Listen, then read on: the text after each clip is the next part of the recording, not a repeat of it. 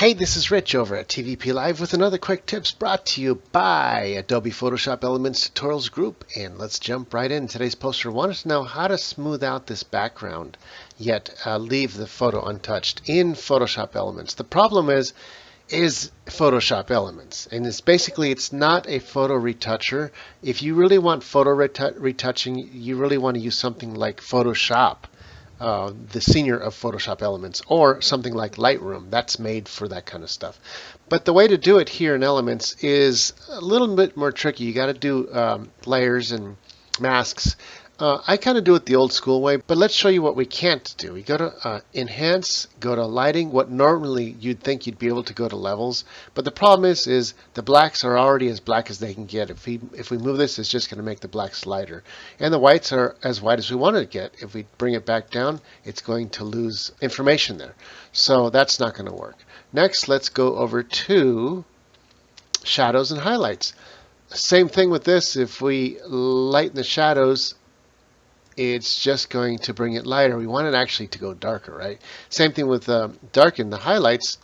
That's actually kind of not too bad for the highlights because his face actually has too much highlights. Mid-tone contrast, once again, that actually brings a little bit more contrast into his picture. You know what? Before I show you how to do that background, I'm going to go ahead and darken the highlights just a tad right there, and bring the mid-tone contrast down just a tad. And that kind of fixed up. Watch his face and everything. That's before. That's the original. It looks pretty bright.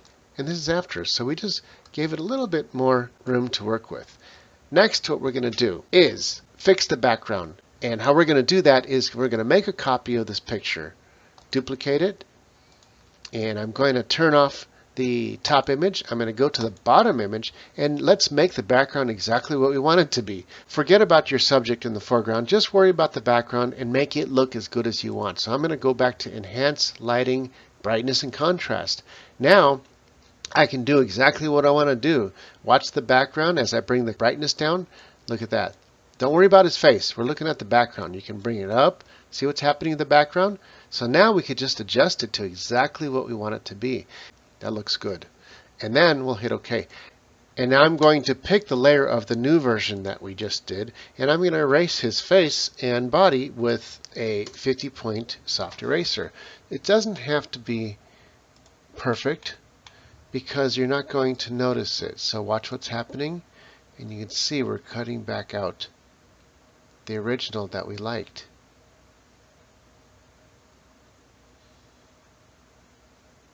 And if you notice, if I turn off the original, you'll see exactly what's happening here.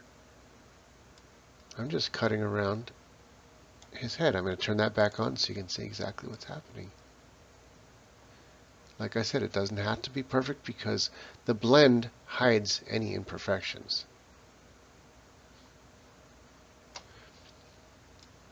And you see it really doesn't take that long to do also. I'm going to turn off the background. Now we know exactly what we need to get rid of. I'm going to grab the polygon tool and simply just polygon his body out of the version that we don't want anymore. And hit delete, and it's gone. Turn that back layer back on, and there we go. That's the original. That's our new version. The original and our new version. The background is a lot softer. And if we really want, I can take that background layer and go over to Lighting, Brightness, and I can make that background change. Look at that. It's completely changing the background, leaving his foreground alone for the most part.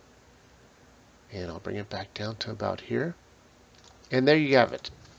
This is Rich calling it quits for this tutorial, saying over and out.